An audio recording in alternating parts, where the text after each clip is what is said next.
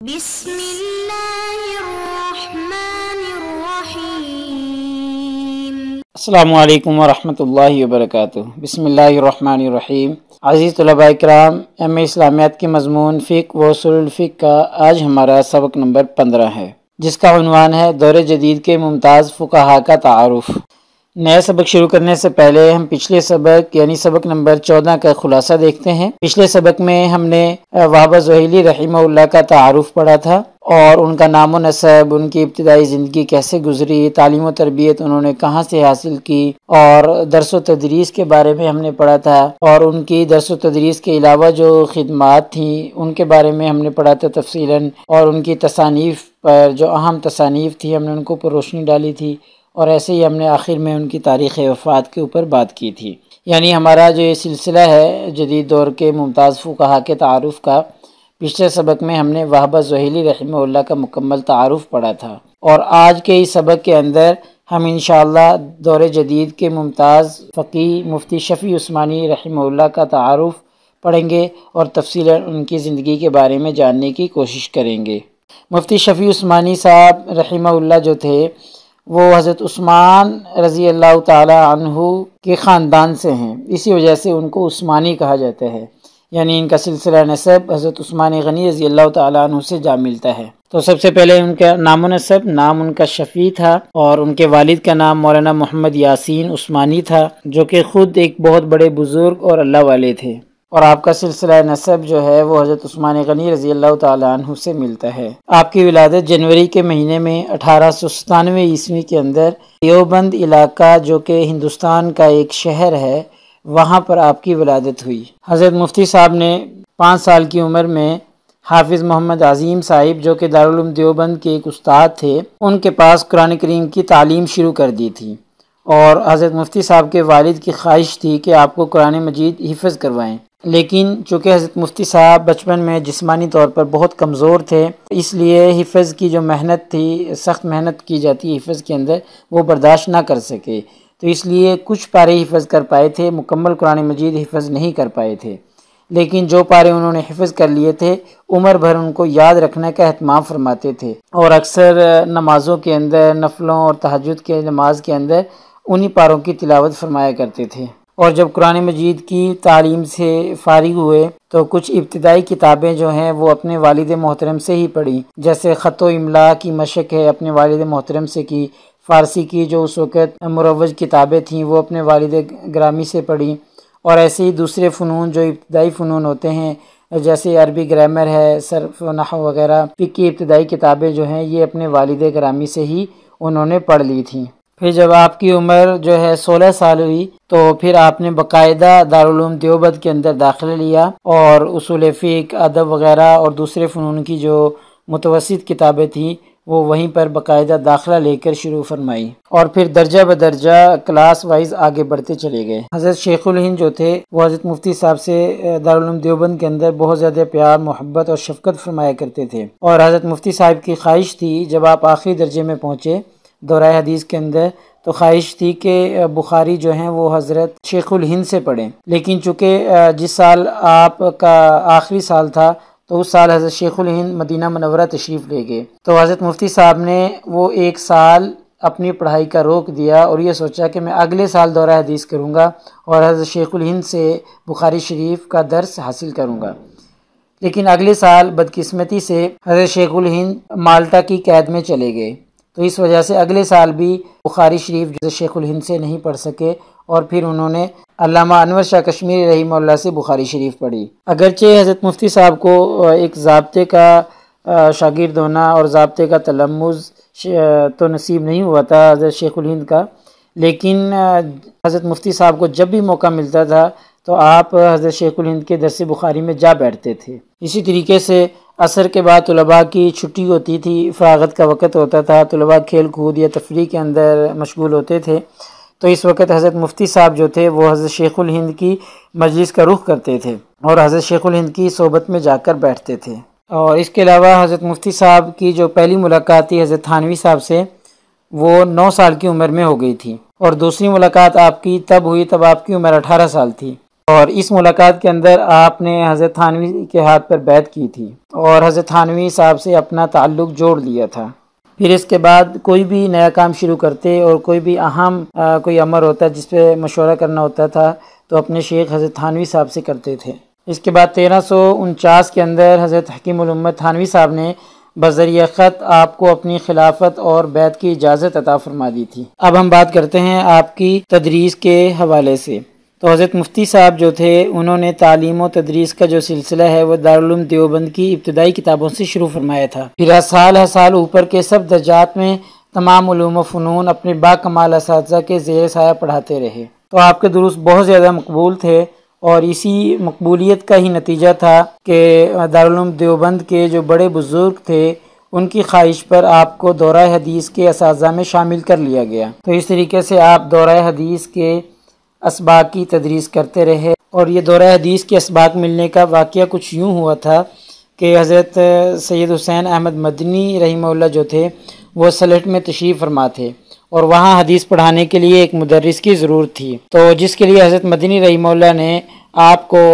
بذریعہ خط دعوت دی اور فرمایا کہ آپ یہاں پر آ کر یہاں پر درس حدیث دیا کریں اور حدیث کی کتب پڑھایا کریں۔ تو لیکن حضرت مفتی صاحب نے عذر پیش کیا اور فرمایا کہ اس وقت مجھے دارالعلوم میں کبھی بھی حدیث پڑھانے کا موقع نہیں ملا اور میرا زیادہ مشغلہ جو ہے ادب اور دوسرے فنون سے رہا ہے، تو لہٰذا وہاں جا کر میں حدیث کیسے پڑھاؤں گا۔ تو اس پر دوبارہ حضرت مدنی کی طرف سے خط آیا اور خط میں لکھا گیا کہ حدیث کی تعلیم کو ضرور سمجھو اور کوئی نہ کوئی حدیث کی کتاب ضرور پڑھاؤ۔ اور پھر حضرت مدنی رحمہ اللہ کا اتفاقاً دارالعلوم میں آنا بھی ہوا اور آ کر پھر دوبارہ سے حضرت مفتی صاحب سے تقاضا فرمایا کہ حدیث کی کوئی نہ کوئی کتاب پڑھاؤ۔ تو انہوں نے فرمایا کہ میں اس مدرسے میں جا کر کیسے پڑھا سکتا ہوں، وہاں پر تو حضرت علامہ انور شاہ کشمیری رحمہ اللہ موجود ہیں جو کہ درس حدیث دیتے ہیں، اور وہاں پر ایسا کون احمق ہوگا جو مجھ سے حدیث پڑھے گا، تو جہاں استاد محترم حدیث پڑھا رہے ہیں وہاں میں پڑھاؤں گا تو مجھ سے کون پڑھے گا۔ تو لیکن حضرت مدنی رحمہ اللہ نے بارہا اصرار فرمایا کہ آپ چاہے تو دارالعلوم دیوبند کے اندر ہی حدیث پڑھاؤ۔ تو پھر دارالعلوم دیوبند کی طرف سے سب سے پہلے آپ کو موطا امام مالک کا درس ملا، پھر اس کے بعد دورہ حدیث کی دوسری کتابیں پڑھانے کی آپ کو ذمہ داری ملی، اور اسی طریقے سے سنن ابی داؤد کا سبق بھی آپ کو ملا، کیونکہ سنن ابی داؤد جو تھی وہ آپ کے استاد محترم حضرت مولانا سید اصغر حسین رحمہ اللہ پڑھاتے تھے، لیکن اس سال کسی وجہ سے ان کو سفر کرنا پڑا، تو پھر ابو داؤد کا جو درس ہے وہ حضرت مفتی صاحب کے ہی سپرد کیا گیا۔ اور پھر جب استاد محترم سید اصغر حسین صاحب تشریف لے آئے واپس، تو پھر بھی انہوں نے اصرار کیا کہ ابو داؤد آپ ہی پڑھائیں، تو پھر سال ہر سال یہی سلسلہ چلتا رہا اور ابو داؤد کا سبق بھی آپ ہی پڑھاتے رہے۔ اسی طریقے سے آپ کو بخاری شریف پڑھانے کا بھی موقع ملا۔ اس کا واقعہ کچھ یوں ہوا کہ علامہ شبیر احمد عثمانی رحمہ اللہ دارالعلوم دیوبند سے استعفیٰ دے کر جامعہ اسلامیہ ڈھابیل زیرہ صورت میں چلے گئے تھے اور وہاں پر جا کر درس بخاری دیا کرتے تھے، لیکن سال کا آخر تھا، تقریباً 3 ماہ باقی تھے، آپ بیمار ہو گئے اور واپس دیوبند تشریف لے آئے۔ جب دیوبند تشریف لے آئے تو پھر وہاں کے جامعہ اسلامیہ کے جو محتمم تھے وہ دیوبند تشریف لائے اور حضرت مفتی صاحب کو لینے کے لیے تشریف لائے اور فرمایا کہ حضرت مفتی صاحب ہمارے درس بخاری دیا کریں شیخ الاسلام علامہ عثمانی کی جگہ پر۔ تو لیکن آپ نے عذر پیش کیا، اور لیکن پھر بھی شیخ الاسلام علامہ عثمانی رحمہ اللہ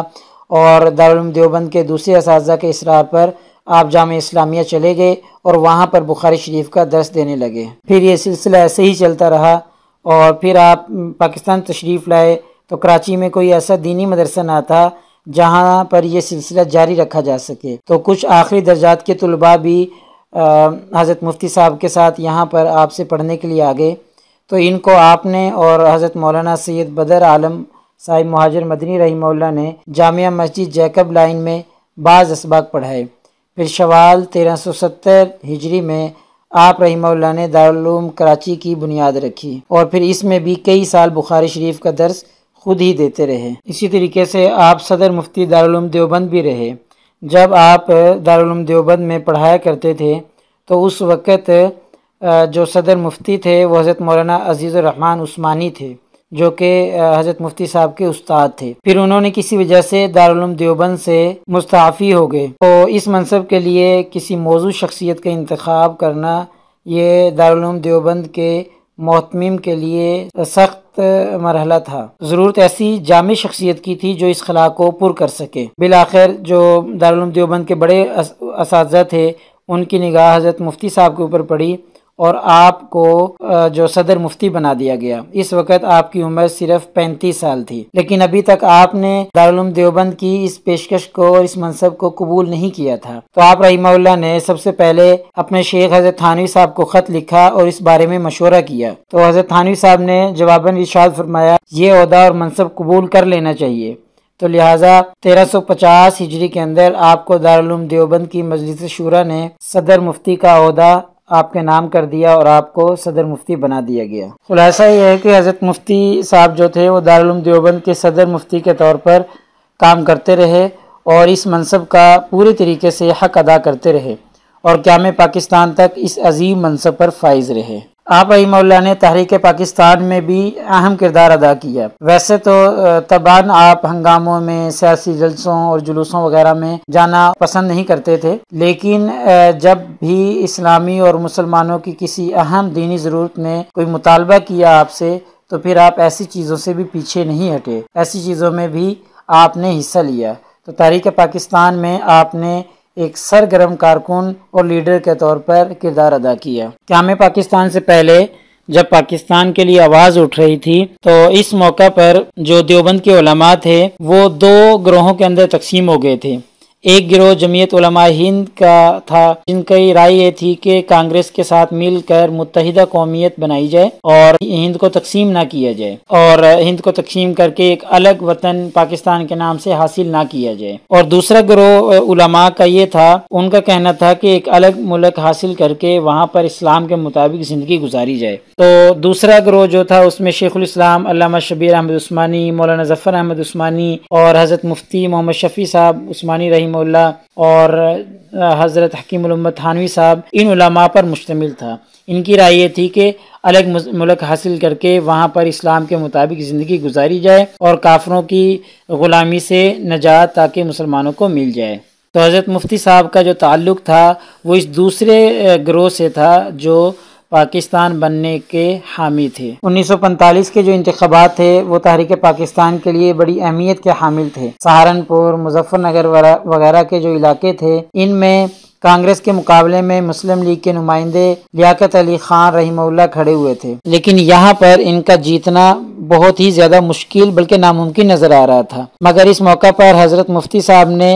ایک فتویٰ دیا اور اس فتوے نے فضا کو بالکل تبدیل کر کے رکھ دیا، اور یہ فتویٰ پوسٹروں کی شکل میں پورے حلقہ انتخاب میں چسپاں کیا گیا، اور اس فتویٰ کا عنوان تھا کانگریس کی حمایت کفر کی حمایت ہے۔ تو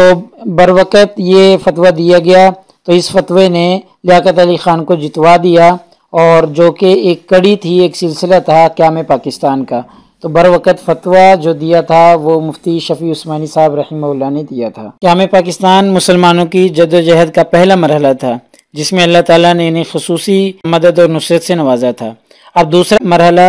یہاں اسلامی نظام حیات قائم کرنے کا تھا۔ چنانچہ شیخ الاسلام علامہ شبیر احمد عثمانی اور ان کے رفقا نے قیام پاکستان کے فوراً بعد اسلامی دستور کی جد و جہد شروع کی، اور یہ ضرورت محسوس کی کہ اسلامی دستور کا ایک اجمالی سا خاکہ مرتب کر دیا جائے تاکہ حکومت کے سامنے جو اسلامی نظام حیات قائم کرنے کا مطالبہ ہے یہ وضاحت کے ساتھ پیش کیا جا سکے۔ اور یہ خاکہ مرتب کرنے کے لیے حضرت شیخ الاسلام علامہ شبیر احمد عثمانی نے کچھ اکابرین علماء کا انتخاب کیا، جن کے اندر حضرت علامہ سید سلیمان ندوی، مفتی اعظم حضرت مولانا مفتی محمد شفیع عثمانی صاحب، حضرت مولانا سید مناظر احسن گیلانی صاحب اور ڈاکٹر حمید اللہ وغیرہ قابل ذکر ہیں۔ ان حضرات نے اسلامی دستور مرتب کرنے کے لیے دن رات محنت کی اور ایک اسلامی دستور کا خاکہ مرتب کر کے حکومت کو پیش کیا۔ تو یہ خاکہ پیش کرنا مفتی اعظم مفتی شفیع عثمانی صاحب اور شیخ الاسلام علامہ عثمانی صاحب کا ایک تاریخی کارنامہ ہے جسے قرارداد مقاصد کے نام سے یاد کیا جاتا ہے اور حکومت پاکستان نے اسے قرارداد مقاصد کے نام سے ہی منظور کیا۔ اب ہم آپ کی تصانیف کے بارے میں بات کر لیتے ہیں۔ آپ کی بہت سی تصانیف ہیں، بہت سی کتب آپ نے لکھی ہیں، جن میں ایک معارف القرآن ہے، قرآن مجید کی تفسیر ہے اور بہت ہی مقبول اور عام تفسیر ہے۔ دل کی دنیا، یہ آپ کی ایک کتاب آسان فہم جو ہے تصوف کے اوپر لکھی گئی ہے۔ جواہر الفقہ کے نام سے آپ نے ایک کتاب لکھی۔ آلات جدیدہ کے شرعی احکام، یہ بھی آپ نے لکھی۔ وحدت امت، اسلام اور موسیقی، مسئلہ سود، سیرت خاتم الانبیاء صلی اللہ علیہ وسلم، یہ تمام تصانیف اہم تصانیف ہیں جو حضرت مفتی صاحب نے لکھی ہیں۔ آپ رحمہ اللہ کی وفات 6 اکتوبر 1976 کے اندر ہوئی۔ لہٰذا اس سبق کا خلاصہ یہ بنتا ہے کہ آج کے سبق میں ہم نے حضرت مفتی شفیع عثمانی صاحب کا نام و نسب پڑھا، ان کی ابتدائی زندگی کے حالات پڑھے، تعلیم و تربیت کا حصول انہوں نے کہاں سے اور کیسے کیا، ان کے درس و تدریس کے بارے میں پڑھا، ان کی درس و تدریس کے علاوہ جو خدمات تھیں ان کے بارے میں پڑھ لیا اور ان کی تصانیف کے اوپر ہم نے روشنی ڈالی ہے۔ اس کے بعد سبق نمبر 16 میں انشاءاللہ ہمارا یہی سلسلہ دور جدید کے ممتاز فقہا کا تعارف چلتا رہے گا، اور سبق نمبر 16 کے اندر ہم مفتی سیاح الدین کاکا خیل رحمہ اللہ کا تعارف تفصیلاً دیکھیں گے۔ جزاکم اللہ خیر۔ السلام علیکم ورحمۃ اللہ وبرکاتہ۔